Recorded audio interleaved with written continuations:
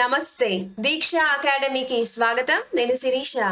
ఈ రోజు మనము NCERT class 7 history our past 2 start చేస్తున్నాము. చూసారా, ఇక్కడ టైటిల్ టెక్స్ట్ బుక్ యొక్క టైటిల్ చూసారు కదా, అవర్ పాస్ట్ 2. మీరు 6th క్లాస్ ఎన్సీఆర్టీ టైటిల్ చూసారు కదా, అవర్ పాస్ట్ 1. ఇది 7th class our past 2, 8th class our past 3. అయితే పాస్ట్ అని ఉంది, గతము అని లేదు, గతాలు అని ఉంది. ఎందుకు గతాలు అని ఉంది అని అంటే, మనం ఆల్రెడీ చెప్పుకున్నాము, ఒక్కొక్కరికి ఒక్కొక్క గతం ఉంటుందని. ఒక రైతు యొక్క గతం వేరు, ఒక కింగ్ ఆర్ క్వీన్ యొక్క గతం వేరు, ఒక వ్యాపారి యొక్క గతం వేరు. మీ గతం వేరు, నా గతం వేరు, అవునా? ఒక్కొక్కరికి ఒక్కొక్క గతం ఉంటుంది. అందరికీ ఒకేలాంటి గతం ఉంటుందా? ఉండదు. అందుకే అవర్ పాస్ట్, గతాలు అని అంటారు. ఓకే, అయితే మీరు ఇది స్టార్ట్ చేసే ముందు ఒక ఇంపార్టెంట్ థింగ్ మీరు గమనించాల్సింది ఏంటి అంటే, 6th class NCERT our past 1లో 6th క్లాస్ ఎన్సీఆర్టీలో మనము ప్రాచీన భారతదేశ చరిత్ర గురించి తెలుసుకున్నాము. అంటే మొత్తం డెప్త్ గా కాకుండా కానీ క్రోనలాజికల్ ఆర్డర్లో ఏన్షియంట్ ఇండియన్ హిస్టరీ గురించి కంప్లీట్ గా 6th క్లాస్లో నేర్చుకున్నాము. ఓకే, సో ప్రాచీన భారతదేశ చరిత్ర అయిపోయింది. ఎట్లా మన ప్రాచీన భారతదేశ చరిత్ర ఎండ్ అయింది? హర్షవర్ధన ఎంపైర్ డిక్లైన్ అయిన తర్వాత, హర్షవర్ధన తర్వాత ఆయన రూల్ అయిపోయిన తర్వాత, అలాగే పులకేశి 2 మనకి చాళుక్యాస్లో, బాదామి చాళుక్యాస్లోని పులకేశి 2తో మనకి ప్రాచీన భారతదేశ చరిత్ర కంప్లీట్ అవుతుంది. సో మీరెవరైనా 6th క్లాస్ ఎన్సీఆర్టీ చూడనట్లయితే మన ఛానల్లో ప్లేలిస్ట్ ఉంది, NCERT class 6th history in Telugu అని ప్లేలిస్ట్ ఉంది, అది చూడండి. అది చూడకుండా 7th క్లాస్ చూస్తే మాత్రం ఏమీ అర్థం కాదు. ఇక్కడికి వచ్చి చూసి నాకు అర్థం కాలేదు, నాకు క్లారిటీ రాలేదు అని అంటే మాత్రం ఏం చేయలేం. సో అందుకే మీరు ఫస్ట్ క్లాస్ 6th చూసిన తర్వాతనే క్లాస్ 7th చూడాలి, ఆ తర్వాత 8th చూడాలి. ఇది హిస్టరీ సీరియల్ లాగా ఉంటుంది. ఒక తర్వాత ఒకటి, ఒక ఎపిసోడ్ తర్వాత ఒక ఎపిసోడ్ అన్నీ చూస్తేనే అర్థమవుతుంది. ఏ ఒక్క ఎపిసోడ్ మిస్ అయినా కానీ క్లారిటీ మిస్ అవుతుంది. ఓకే, సో అందుకే 6th క్లాస్ ఎన్సీఆర్టీస్ చూసిన తర్వాతనే ఇక్కడికి రండి. నేను రివిజన్ కూడా చేశాను ఎవ్రీ 5-6 చాప్టర్స్కి, సో చూడండి అక్కడ. అయితే మరి ఇక్కడ మన 7th class NCERT our past 2లో ఏం నేర్చుకుంటామంటే, మెడివల్ ఇండియా గురించి తెలుసుకుంటాము. ప్రాచీన భారతదేశ చరిత్ర కంప్లీట్ అయిందా? హర్ష రూల్ తర్వాత, పులకేశి 2 తర్వాత వీళ్ళెవరు అన్నీ తెలియాలంటే మీరు 6th క్లాస్ ఎన్సీఆర్టీ చూడాలి. ఇక్కడ మెడివల్ ఇండియా గురించి మనం తెలుసుకుంటాము. మెడివల్ ఇండియాని 2 పీరియడ్స్గా డివైడ్ చేశారు. ఒకటి ఏంటి అంటే early medieval and later medieval పీరియడ్గా డివైడ్ చేశారు. ఎర్లీ మెడివల్ అండ్ లాటర్ మెడివల్గా డివైడ్ చేశారు.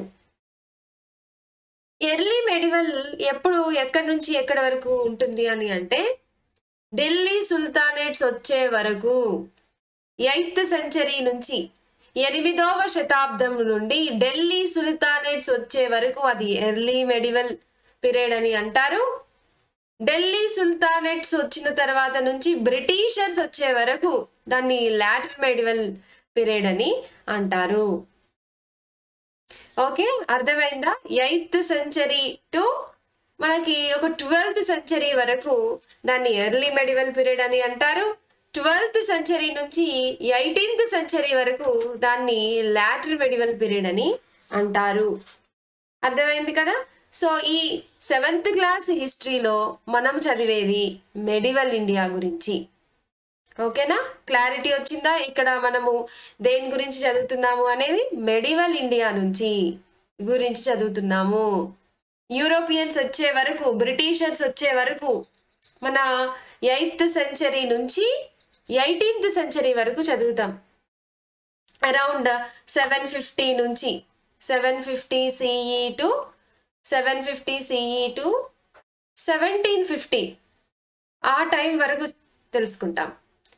ఓకే, ఎస్, అది మెడివల్ ఇండియా. దీన్ని ఎర్లీ మెడివల్ అండ్ లాటర్ మెడివల్గా క్లాసిఫై చేశారు. మీకు ఈ టెక్స్ట్ బుక్ టైటిల్ ఏంటో అంతా కూడా అర్థమైంది. ఇప్పుడు చాప్టర్ 1 చూద్దాము. Class 7 history chapter 1. చాప్టర్ 1 ఏంటి అంటే ట్రేసింగ్ చేంజెస్ త్రూ 1000 years. అంటే ఇప్పుడు మన ప్రాచీన భారతదేశ చరిత్ర కంప్లీట్ అయింది.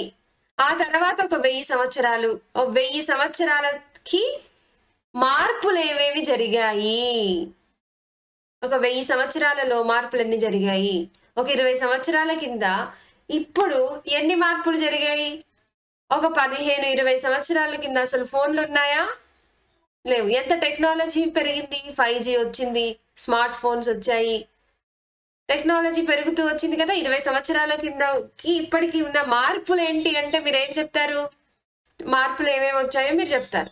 అట్లా ఒక 1000 సంవత్సరాల గ్యాప్ లో వచ్చిన మార్పులు ఏమిటి అనేది మనం ఇక్కడ తెలుసుకుంటాం. ఒక 1000 సంవత్సరాలలో మార్పులు ఏమేమి వచ్చాయి అనేది తెలుసుకుంటాము. అంటే ప్రాచీన భారతదేశ చరిత్ర కంప్లీట్ అయ్యి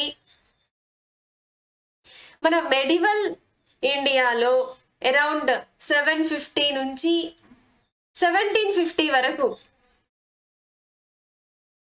ఈ గ్యాప్ లో ఇన్ని సంవత్సరాలలో 8th సెంచరీ నుంచి 18th సెంచరీ వరకు 8th సెంచరీ నుంచి 18th సెంచరీ వరకు వచ్చిన మార్పులు ఏమిటి అనేది తెలుసుకుంటాం. అర్థమైందా అండి? 1000 years అంటే ఎప్పటి నుంచి ఎప్పటి వరకు, 8వ శతాబ్దం నుంచి 18వ శతాబ్దం వరకు వచ్చిన మార్పులు ఏమిటి అనేది చాప్టర్ 1 లో తెలుసుకుంటాం. This is the theme of the chapter. Chapter theme అందరికీ అర్థం కావాలి. చాప్టర్ థీమ్ ఏంటో అర్థం చేసుకోకుండా మనం ముందుకు వెళ్ళలేం. 750 నుంచి 1750 వరకు ఏం జరిగింది,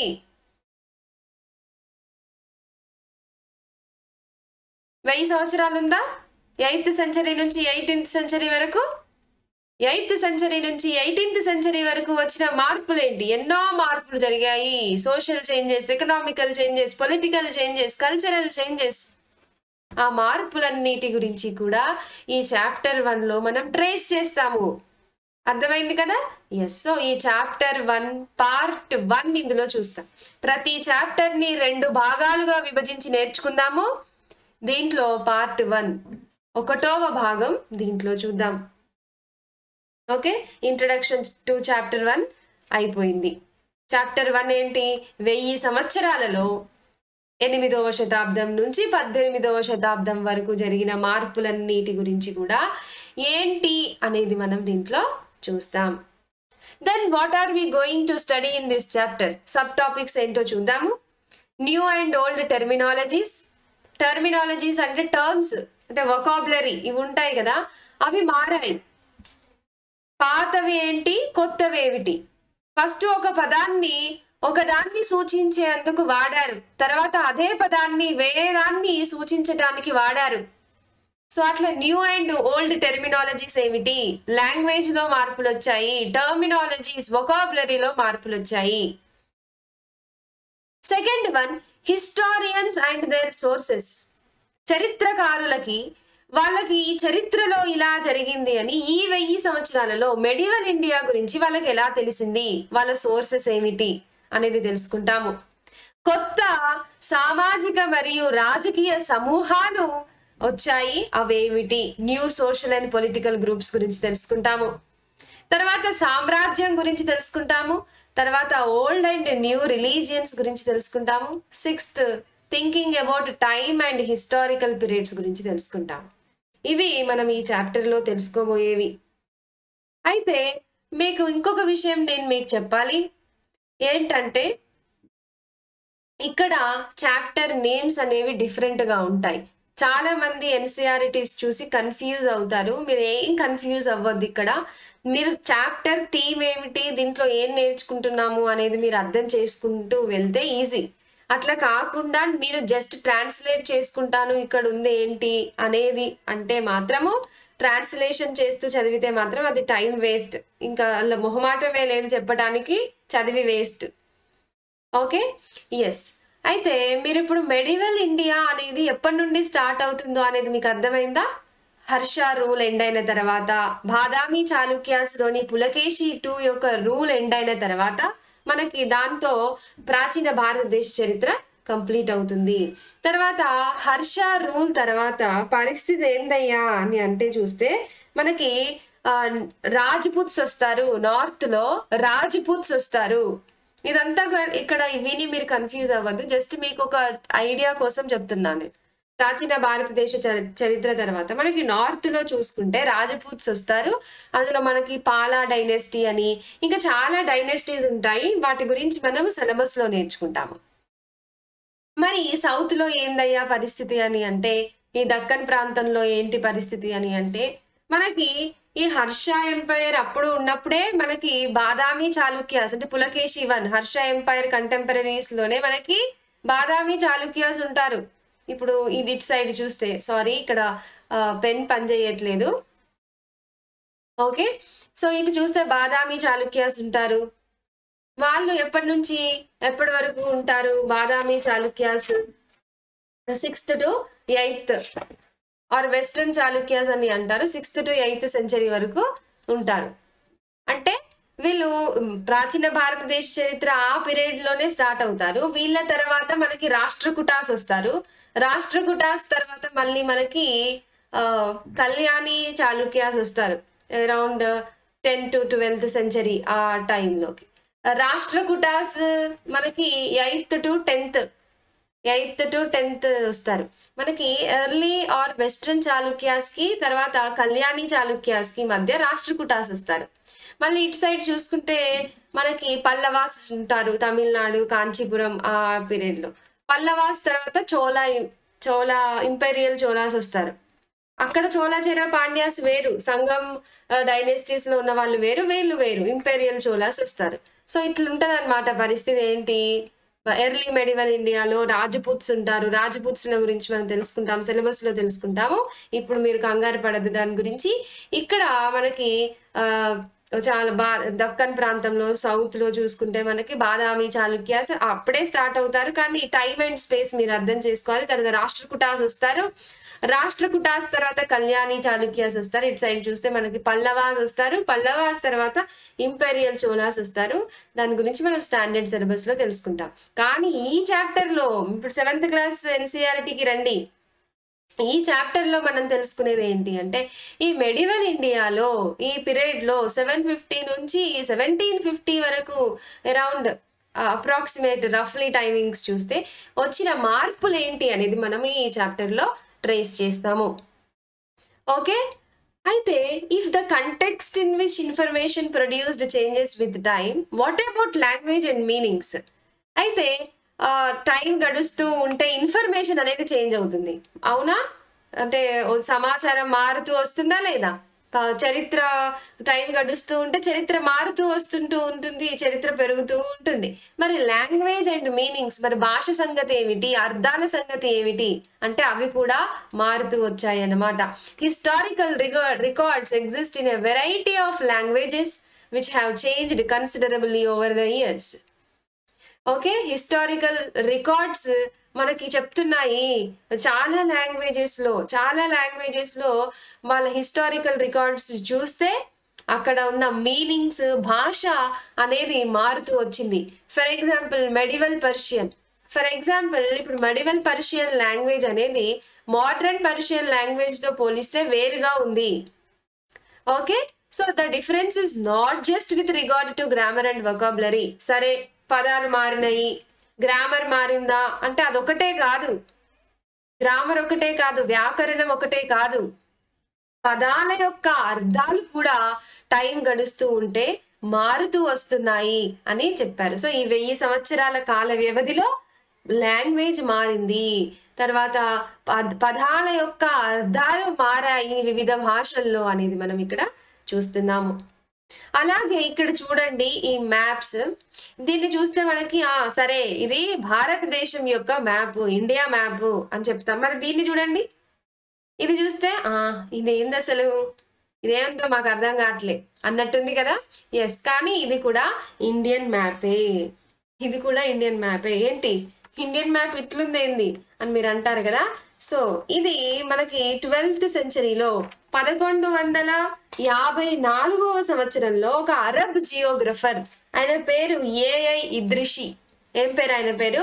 ఏఐ ఇద్రిషి. మీ దగ్గర ఎన్సీఆర్టీ టెక్స్ట్ బుక్స్ ఉంటే మరీ మంచిది. టెక్స్ట్ బుక్ పక్కన పెట్టుకొని క్లాస్ వింటే మీకు బాగా అర్థమవుతుంది.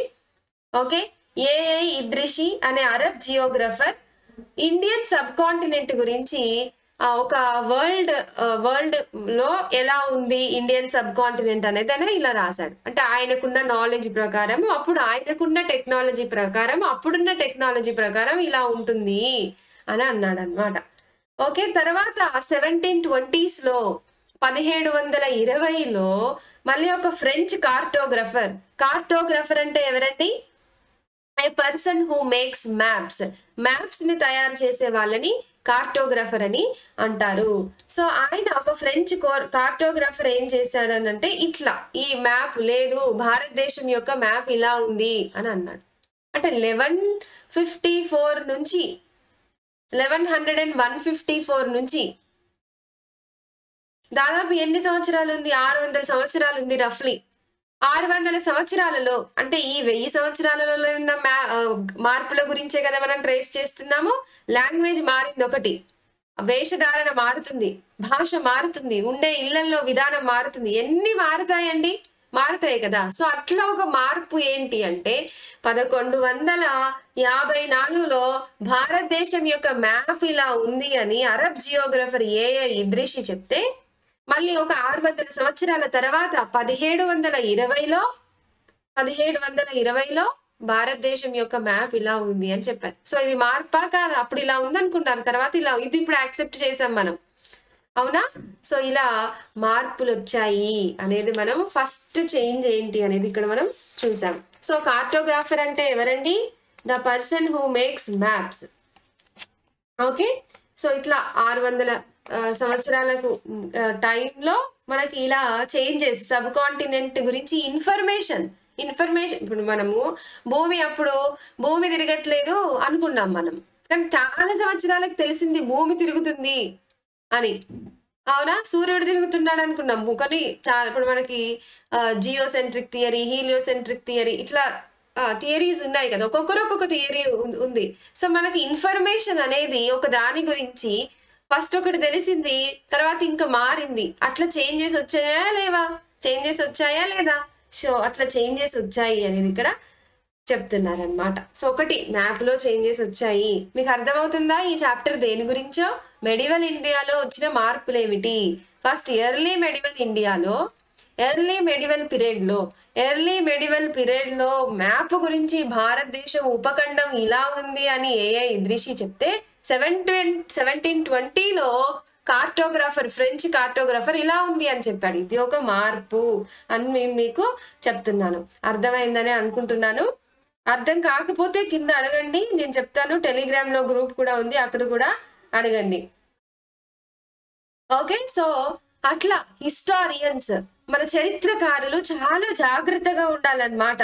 ఇలా ఒక చరిత్ర గురించి చెప్పేటప్పుడు డిఫరెంట్ హిస్టారికల్ బ్యాక్గ్రౌండ్స్ గురించి, కంటెక్స్ట్ గురించి వాళ్ళు చెప్పే అప్పుడు చాలా జాగ్రత్తగా ఉండాలి. ఓకే, ఇప్పుడు మనకి ఇంట్రొడక్షన్ అయిపోయింది.